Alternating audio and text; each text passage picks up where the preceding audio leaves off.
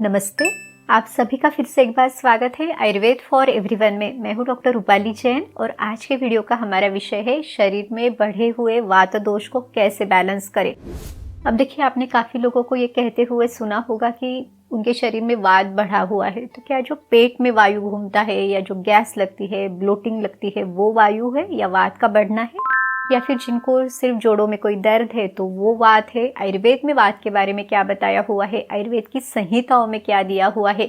क्या ये वात हमेशा ही हमें कोई तकलीफ ही देता है या कुछ फायदे भी करता है? इसके फायदे और नुकसान क्या है? या फिर ये वात बढ़ने के क्या कारण है? इसको हमने कैसे बैलेंस करना है? कौन सी होम रेमेडीज आप ले सकते हैं या कौन सी आयुर्वेदिक चिकित्सा इसके लिए बताई हुई है?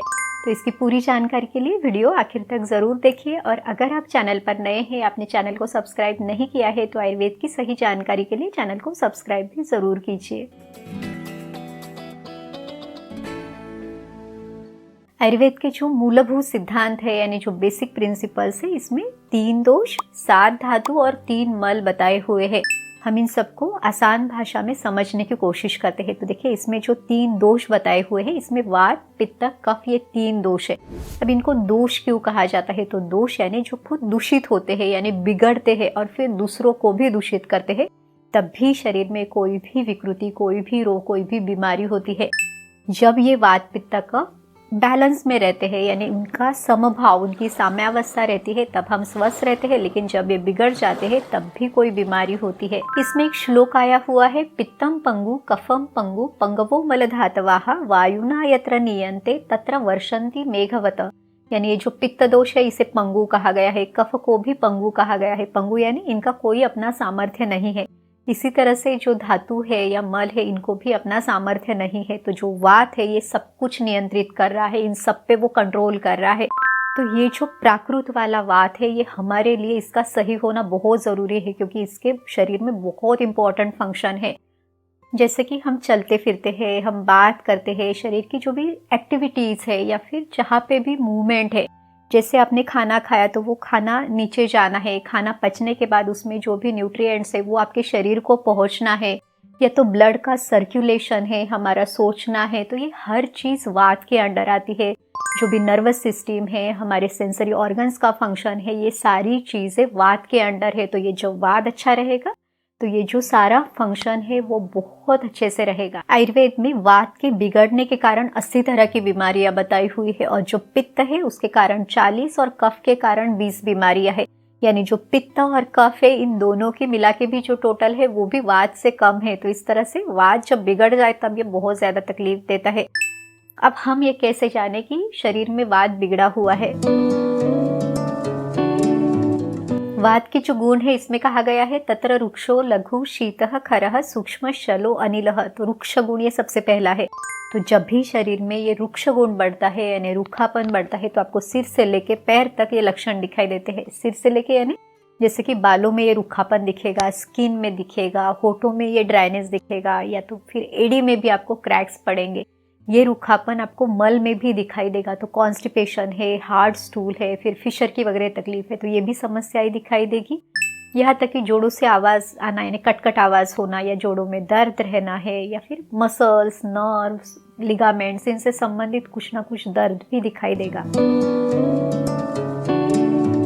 वात का दूसरा जो गुण है वो है लघु गुण। तो शरीर में भी ये हल्कापन दिखेगा, वेट कम रहेगा, वेट बढ़ाने में मुश्किल होगी लेकिन वेट जल्दी से कम हो जाएगा। उसके बाद इसमें शीत गुण है यानी ठंडापन है। तो इन लोगों को या फिर वात बढ़ने पर भी ठंडी ज़्यादा लगेगी या तो फिर कपकपी सी रहेगी। वात में चंचलता भी है, चल गुण इसका बताया हुआ है। तो थॉट्स ज़्यादा चलेंगे, या फिर माइंड में थोड़ी सी इंस्टेबिलिटी रहेगी, कंसंट्रेशन, फोकस, इसकी कमी रहेगी, नींद कम रहेगी, या तो कि कुछ लोगों में जैसे इंसोम्निया जैसी भी तकलीफ दिखाई दे सकती है, या फिर कंपन एक समस्या है, जैसे कि हाथ में ट्रेमर्स है या फिर हाथों का सून पड़ जाना है, तो ये भी समस्याएं दिख सकती है। वात में अग्नि जो है यानी जो हमारा जठर अग्नि है, इसमें विषमता है, विषम अग्नि बताया हुआ है। तो भूख कभी बहुत अच्छी रहेगी, कभी बहुत कम रहेगी।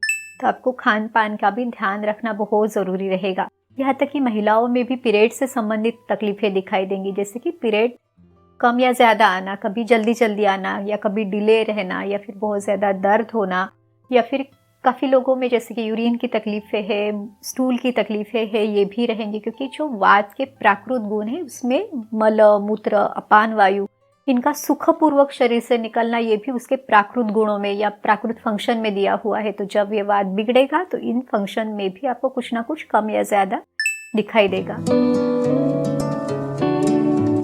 अब देखते हैं कि शरीर में वात के बढ़ने के कौन कौन से कारण हो सकते हैं, क्योंकि अगर हम इन कारणों को सही नहीं करते तो कोई भी होम रेमेडीज या कोई भी ट्रीटमेंट लेके आपको फायदा नहीं होगा। आयुर्वेद में सबसे पहली जो चिकित्सा दी हुई है वो है निदान परिवर्जन, यानी कारणों को आपने सबसे पहले दूर करना है। तो वात को बढ़ने के कौन से कारण हैं?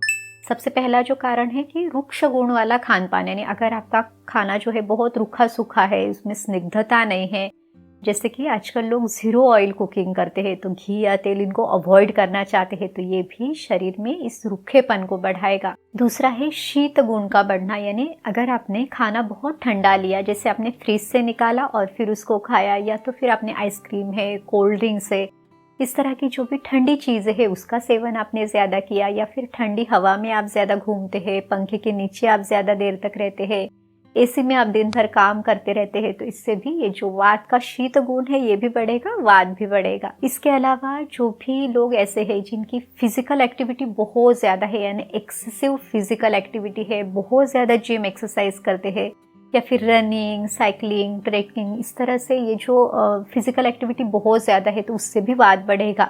आयुर्वेद में अर्ध शक्ति व्यायाम दिया हुआ है। अगर आप आपकी शारीरिक क्षमता से ज़्यादा व्यायाम करते हैं तो इससे भी शरीर में वात और पित्त बिगड़ते हैं, ये आयुर्वेद में दिया हुआ है। यहाँ तक कि जिन लोगों का ऐसे है कि जो दिन भर कुछ ना कुछ काम करते रहते हैं, बहुत ज़्यादा भाग दौड़ है, या फिर मेंटली फिजिकली काम बहुत ज़्यादा चलता है, जो रात को नींद कम लेते हैं या फिर लेट सोते हैं, तो इन सभी कारणों से शरीर में जो वात है ये बढ़ता है, बिगड़ता है। बढ़े हुए वात दोष को कम करने के लिए आप बहुत आसानी से घरेलू उपाय कर सकते हैं। तो इसमें सबसे पहला जो उपाय है वो है स्निग्ध गुण को बढ़ाना, ताकि वो वात के रूखेपन को कम कर सके। अब स्निग्ध गुणों में आयुर्वेद में सबसे जो दिया हुआ है कि जो तिल का तेल है वो सबसे अच्छा है, क्योंकि तिल के तेल में स्निग्धता भी है और इसकी तासीर गर्म है, तो ये वात को बहुत अच्छे से कम करता है। तो आप तिल के तेल का आपके खान पान में समावेश करें, या तो फिर रात को गर्म पानी में तिल का तेल 1 से 2 चम्मच मिला के अगर आप लेते हैं तो वात भी कम होगा। हार्ड स्टूल है, कॉन्स्टिपेशन है, तो वो तकलीफ भी कम हो जाएगी। आप जो गाय का घी है वो भी ले सकते हैं, क्योंकि ये भी वायु और पित्त इन दोनों को कम करता है। यहाँ तक कि दूध, मक्खन, ये भी आपके शरीर में स्निग्धता बनाए रखेंगे। इसके अलावा जो नारियल है इसका भी आप सेवन कर सकते हैं। तो नारियल की चटनी, तिल की चटनी है, ड्राई फ्रूट्स है, तो इन सभी चीज़ों में स्निग्धता है, ये वात को कम करेंगे। जो भी आपका खान पान हो वो लघु सुपाच्य हो, यानी पचने के लिए बहुत हल्का हो। इसी के साथ खाना गर्म हो, या कि दूध आप ले रहे हैं, पानी ले रहे हैं, वो भी अगर आप गर्म लेते हैं तो इससे भी वात का जो शीत गुण है, ठंडापन है, वो कम होगा। अब देखते हैं कि आपने खान पान में कौन से 3 स्वाद ज्यादा लेने हैं। तो इसमें मधुर, अम्ल, लवण, यानी मीठा, खट्टा और नमकीन स्वाद की जो भी चीजें हैं तो वो आपने ज्यादा रखनी है। मीठी चीजें यानी जैसे कि जो मुनक्का है, या तो खजूर है, गुड़ है, या आपके खान पान में आप रखो। आप हलवा ले सकते हैं, दूध की बनी खीर आप ले सकते हैं, तो ये सभी चीज़ें वायु को कम करेंगी। यहाँ तक कि जो खट्टी चीज़ें हैं जैसे कि फल है, तो फलों में मीठा स्वाद भी है, खट्टा भी है, या फिर अचार है आप ले सकते हैं। नमकीन स्वाद भी आपके लिए सही रहेगा। यहाँ तक कि जो फूड है तो इसको लेते समय आपने एक सावधानी लेनी है, क्योंकि वात में विषम अग्नि है। भूख कभी बहुत अच्छी रहेगी, कभी कम रहेगी, तो आपकी भूख देख के, आपकी पाचन क्षमता को देख के उस तरह का खान पान आपने लेना है। शरीर में वात को बैलेंस करने का एक और आसान उपाय है, वो है अभ्यंग, यानी तिल का तेल हल्का गर्म करके पूरे शरीर पर इसकी मालिश करनी है। तो ये भी वात को कम करने के लिए एक प्रभावी उपाय है। अब देखिए, जो आयुर्वेद में अभ्यंग बताया हुआ है ये दिनचर्या में, यानी हर रोज करने के लिए बताया है, लेकिन अगर आपको रोज पॉसिबल नहीं है तो कम से कम हफ्ते में 2 या 3 दिन तो भी आप इसे जरूर करो। इसके अलावा जो शिरोभ्यंग है, यानी सिर में तेल की मालिश करना है, या पैरों के तलवों में इसे लगाना है, जिसे पादाभ्यंग कहा जाता है, या फिर नस्य है, यानी नाक में तिल के तेल की 1 या 2 बूंदे आपने डालनी है। ये सभी उपाय वात को बैलेंस करने के लिए बहुत अच्छे हैं। वात के बढ़ने से जो मन की चंचलता बढ़ती है, तो इस चंचलता को कम करने के लिए, मन को शांत स्थिर करने के लिए प्राणायाम, योग है, ध्यान है, इसका नियमित तौर पे आप सराव करें।